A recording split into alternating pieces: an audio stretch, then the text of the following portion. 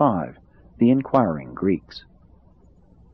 About noontime, as Philip was purchasing supplies for the new camp, which was that day being established near Gethsemane, he was accosted by a delegation of strangers, a group of believing Greeks from Alexandria, Athens, and Rome, whose spokesman said to the apostle, "You have been pointed out to us by those who know you, so we come to you, sir, with a request to see Jesus your Master."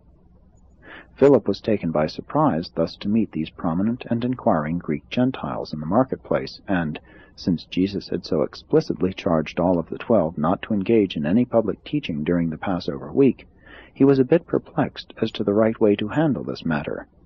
He was also disconcerted because these men were foreign Gentiles. If they had been Jews or nearby and familiar Gentiles, he would not have hesitated so markedly. What he did was this. He asked these Greeks to remain right where they were. As he hastened away, they supposed that he went in search of Jesus, but in reality he hurried off to the home of Joseph, where he knew Andrew and the other apostles were at lunch, and calling Andrew out, he explained the purpose of his coming, and then, accompanied by Andrew, he returned to the waiting Greeks. Since Philip had about finished the purchasing of supplies, he and Andrew returned with the Greeks to the home of Joseph, where Jesus received them, and they sat near while he spoke to his apostles and a number of leading disciples assembled at this luncheon. Said Jesus, "My Father sent me to this world to reveal his loving kindness to the children of men, but those to whom I first came have refused to receive me. True indeed, many of you have believed my gospel for yourselves, but the children of Abraham and their leaders are about to reject me, and in so doing they will reject him who sent me. I have freely proclaimed the gospel of salvation to this people. I have told them of sonship with joy, liberty, and life more abundant in the Spirit. My Father has done many wonderful works among these fear-ridden sons of men. But truly did the prophet Isaiah refer to this people when he wrote, 'Lord, who has believed our teachings, and to whom has the Lord been revealed?' Truly have the leaders of my people deliberately blinded their eyes that they see not, and hardened their hearts lest they believe and be saved. All these years have I sought to heal them of their unbelief, that they might be recipients of the Father's eternal salvation. I know that not all have failed me. Some of you have indeed believed my message. In this room now are a full score of men who were once members of the Sanhedrin, or who were high in the councils of the nation. Albeit even some of you still shrink from open confession of the truth, lest they cast you out of the synagogue. Some of you are tempted to love the glory of men more than the glory of God. But I am constrained to show forbearance, since I fear for the safety and loyalty of even some of those who have been so long near me, and who have lived so close by my side. In this banquet chamber I perceive there are assembled Jews and Gentiles in about equal numbers, and I would address you as the first and last of such a group, that I may instruct in the affairs of the kingdom before I go to my Father." These Greeks had been in faithful attendance upon Jesus' teaching in the temple. On Monday evening they had held a conference at the home of Nicodemus, which lasted until the dawn of day, and 30 of them had elected to enter the kingdom. As Jesus stood before them at this time, he perceived the end of one dispensation and the beginning of another. Turning his attention to the Greeks, the Master said, "He who believes this gospel believes not merely in me, but in him who sent me. When you look upon me, you see not only the Son of Man, but also him who sent me. I am the light of the world, and whosoever will believe my teaching shall no longer abide in darkness. If you Gentiles will hear me, you shall receive the words of life, and shall enter forthwith into the joyous liberty of the truth of sonship with God. If my fellow countrymen, the Jews, choose to reject me and to refuse my teachings, I will not sit in judgment on them, for I came not to judge the world, but to offer its salvation. Nevertheless, they who reject me and refuse to receive my teaching shall be brought to judgment in due season by my Father, and those whom he has appointed to sit in judgment on such as reject the gift of mercy and the truths of salvation. Remember, all of you, that I speak not of myself, but that I have faithfully declared to you that which the Father commanded I should reveal to the children of men. and these words which the Father directed me to speak to the world are words of divine truth, everlasting mercy, and eternal life.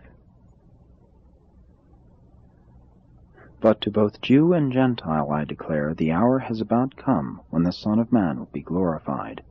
You well know that, except a grain of wheat falls into the earth and dies, it abides alone.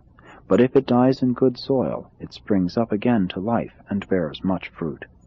He who selfishly loves his life stands in danger of losing it, but he who is willing to lay down his life for my sake and the Gospel's shall enjoy a more abundant existence on earth, and in heaven life eternal. If you will truly follow me, even after I have gone to my Father, then shall you become my disciples and the sincere servants of your fellow mortals. I know my hour is approaching, and I am troubled. I perceive that my people are determined to spurn the kingdom, but I am rejoiced to receive these truth-seeking Gentiles who come here today inquiring for the way of light. Nevertheless, my heart aches for my people, and my soul is distraught by that which lies just before me. What shall I say as I look ahead and discern what is about to befall me? Shall I say, Father, save me from this awful hour? No, for this very purpose have I come into the world, and even to this hour.